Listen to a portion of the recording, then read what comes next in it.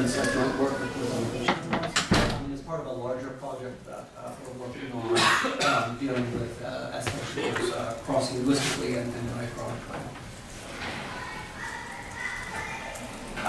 So the one that I want to start with and focus on is looking at this pair of aspectual adverbs in Hindi and Nepali.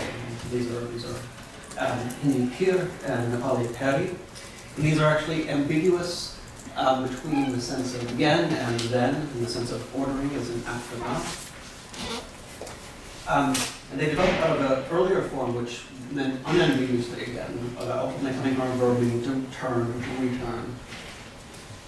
And what I want to do is propose a sort of templatic definition that's shared by these two meanings, this again meaning and the ordering then meaning, that can act to explain the observed ambiguities, and we'll see some more in other languages, and also diacritic change between these types of adverbials. Additionally, there's a interesting morphologically complex form that's found in both Hindi and Nepali, where there's something that's already an aspectual adverb that's combined then with an additive particle. So this is Hindi hirpi, and Nepali haripani. And then we'll see in Hungarian, which is actually unrelated to either of these languages, something that's structurally parallel, this vegish, which also involves this additive particle, what is aspectual adverbial plus this additive particle. And then also discuss historical developments involving these aspectual adverbs and ambiguity and suggest underspecification. So for these cases where we have this ambiguity between these two, so we have cases like this in Hindi and Nepali, things like Ram Mir Sogaya, Ram Hari Sutio. And then this is the examples for the morphologically complex one. This gives us this sort of concessive still meaning. So for instance, in Hindi, something like Sham Buddha hai, Hindi Mega Dost hai. So Sham's villain still, he's my friend. And so the idea then is that we have these different aspectual adverbials which have some amount of ambiguity and then also can combine with this additive particle to produce these other meanings. Okay. So starting with the ordering, the then sense, as in these sorts of examples, I will suggest this sort of definition for it. And so essentially what this says is, so these elements, this period are combined with an ordered scale of times, capital T, a time T, an eventuality E, and a saturated or partially saturated predicate, the script P. So what this wound up asserting then is that there's this eventuality, this is the P part, which occurs at time T. And it presupposes then a prior eventuality, this is this Q part, which occurs at a time T star, such that T star precedes T, and this earlier presupposed eventuality, this Q part, is one of the focus alternatives to the asserted eventuality, where the focus alternatives will be determined in a routine fashion based on what's focused, what element is focused in the sentence. So, for instance, if we had something like John woke up, then he had a shower, where had a shower is focused. The focus alternatives will be to this VP, so there will be other VP type things like fell asleep, got dressed, and so on, contextually restrained by the particular context. And these will then propagate out to the clause, and so we'll get these alternatives like John fell asleep, John got dressed, and so on. If the focus were on, instead of the VP, if it were on he or John, then the focus alternatives would be other type E things like Mary or Bill or Sally, and so we might have things like Mary woke up, Bill woke up. So we could have, instead of, then he had a shower, we could have John woke up, and Mary woke up. So in this case, we have John woke up, then he had a shower. This will be felicitous because John woke up is a possible focus alternative to John had a shower. And the former templating precedes the latter. Skip past the syntax. For the again reading in these sorts of contexts, we can actually, so this will be the definition, and actually it turns out to be the same as the one for the ordering then, except the focus is on a different element. So rather than focusing one of the other partial constituents, the focus is on time specification. which in some cases may be unpronounced.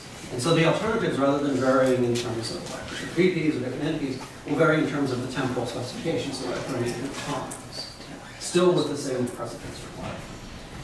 So if we had something like John woke up, so at 6, John woke up again at 6 a.m.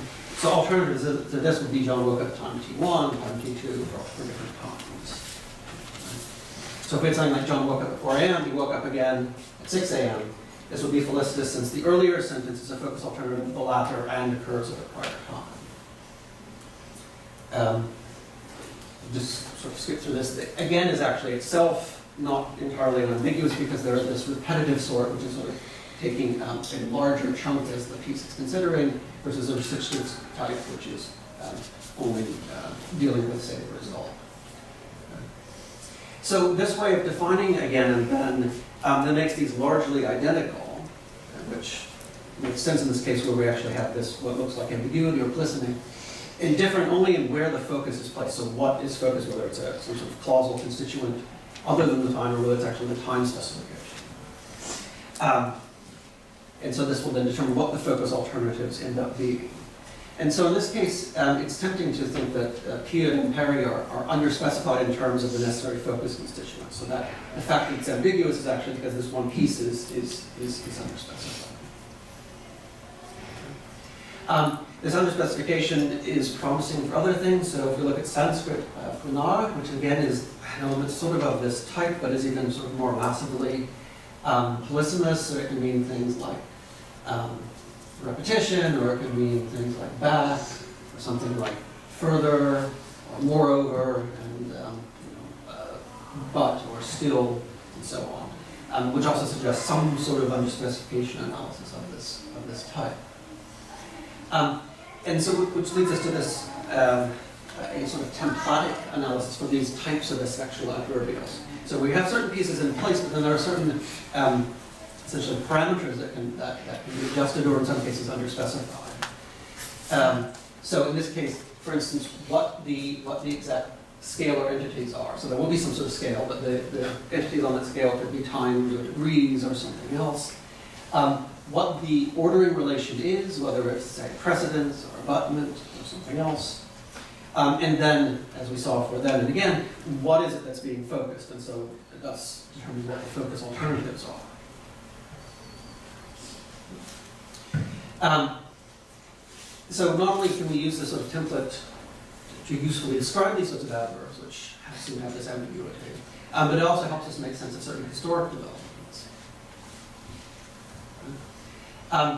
So, for instance, if we look at Hindi peer, so this comes, it's related to Hindi peer, but not to term. It comes from an earlier form, meaning ultimately meaning something like to wander, to turn, and it seems to then become something which means unambiguously again. And so at some point in time, then this then sense also develops.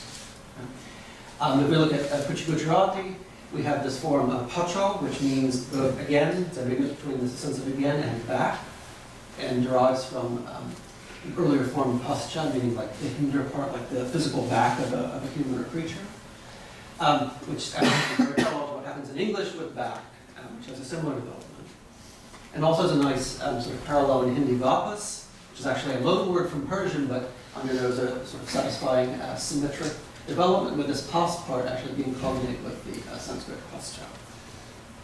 If we look at English again, itself originally meant back, is in the opposite direction. At some point in time, then acquires this meaning of again that it has presently, and at some point in time, I think sometime in the 18th century, it ultimately loses this possibility of meaning back. Similarly, Old English eft looks a bit like what we see in Hindi peer, because it's ambiguous between not only this again sense, but also this sort of ordering afterwards sense, and it's of course cognate with English after and after. So there are these sort of recurrent patterns that we can see in historical development. So we see developments of back to again, to something that's then ambiguous between again and back, and then from there losing the sense of back, and then being only again. we see this development of something that means again to being ambiguous between then and again, and developments of this like hinder part to back. All right, so then the next piece to look at is when you get these morphologically complex forms, which involve this aspectual adverbial plus this additive part. So these are the ones that we saw before, these appear to be or very funny examples. These are interesting, in fact, these particles, this G and honey, which show up, are these particles which actually show up in a wide variety of environments, which could be sort of generally characterized as environments that involve some sort of universal or conjunctive type of environment. So we see other languages, so we have things like Sinhala, Ta, Hungarian Ish, which we'll see, as well as Nepali Ani and Hindi. So these will show up lots of other functions in Hindi and Nepali, where they can mean things like also or even, where they're sort of, we have this sort of structure of like X, P, Y, P, that means both X and Y, and so these work entirely parallel in both Hindi and Nepali. There's further things that these end up doing, so for instance, combined with these indefinites, then we can get these NPI items, okay, so that works both in Hindi and Nepali. And combined with a relative pronoun, then they produce these sort of ever-type free relatives. So then for defining, giving a formal definition for these concessives, this POV or penny, it will be a sort of extended template. So it looks sort of like the template we saw before, but there are some additional pieces to it. Which is perhaps not surprising, given that we do have this additional element, this additive particle, which is forming part of it. So essentially what this involves, this extra piece, is this something like this framing context, and that's what would be this R piece. And here the focus, so we will have focus alternatives, but the focus is literally on the verum, right? So that we all actually only end up with one sort of relevant alternative, which would be the negation of the asserted clause. And then the presupposition, so the ordering then is an ordering over likelihood. So it's something along these lines. So presuppose that the some likelihood over the worlds that are consistent with the common ground, of the worlds where this R piece, this R eventuality occurs, and the P eventuality occurs, is less than the sum likelihood of the worlds in which the R eventuality occurs and the Q eventuality. So where this Q eventuality is going to be not P. So to just take a concrete example. Okay, yeah. So in other words, Q and P is less likely than Q and not P. But for a concrete example, if we have something like John is irritating, still he's my friend. So this is going to assert both John is irritating and John is my friend.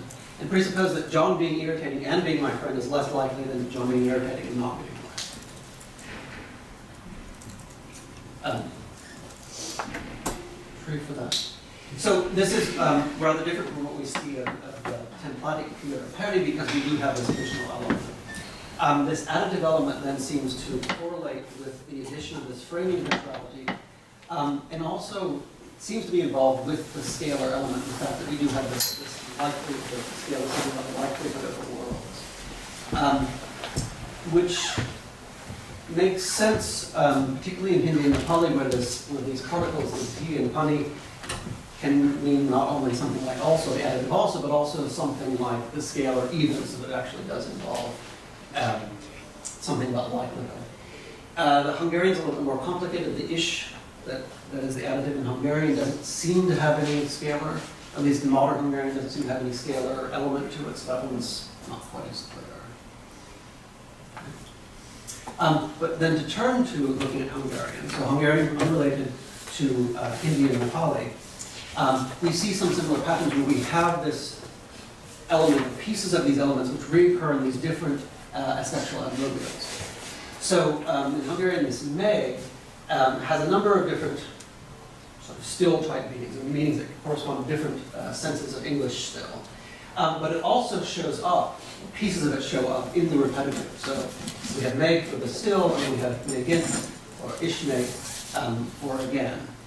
And if we look at earlier Hungarian, we can actually see this meg element showing up meaning again, meaning repetition or meaning something like that. And then as well, we see this very nice parallel to what we see with Hindi Pirdi and Nepali Peripani. We have this is expectual adverbial, then plus this additive particle. So this meg-ish, so the meg is that expectual adverbial, Hungarian. And then the ish is this additive particle, meaning also.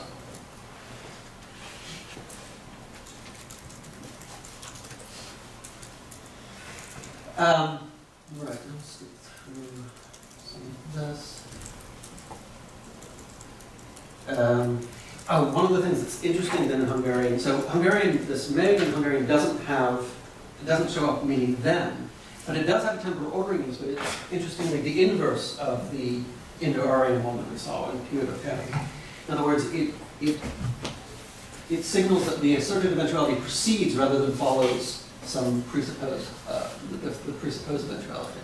So if you have something like, this built a house, say before he died or something, so this still signals that whatever the event is, it precedes some other event. So it's the exact inverse of what we saw for then, for this clear then in Hindi and Nepali. So essentially we can give the same definition for this, except we'll flip the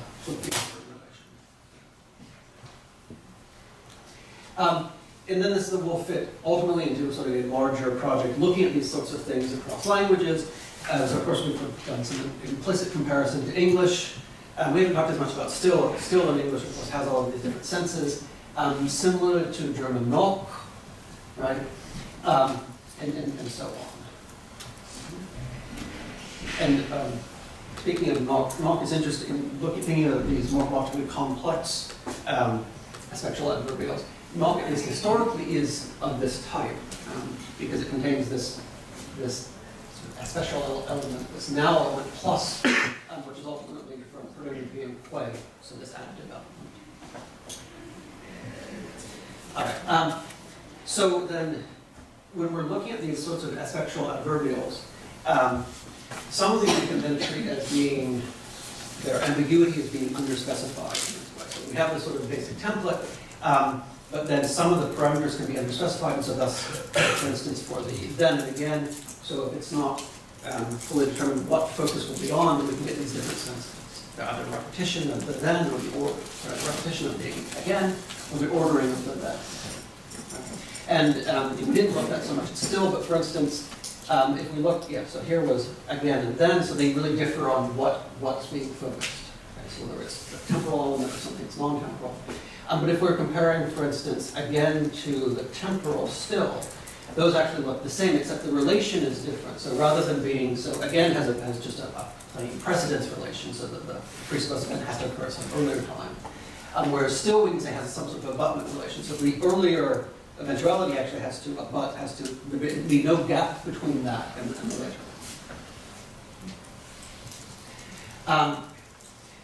So then we can sort of give this basic templatic relation between these, and that this is then in languages like Hindi and Nepali and Hungarian and so on.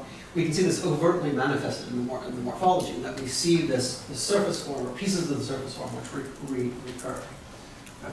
And then, of course, we can use it to explain some of these diachronic historical relationships as well. One of the things that still remains to be worked out, of course, when we're looking at the composite one that involves this spectral adverbial plus this additive particle, is that we haven't worked out what the composition is. So how do you actually get from taking this thing that means then or again, combining it with an additive, and actually get that particular meaning?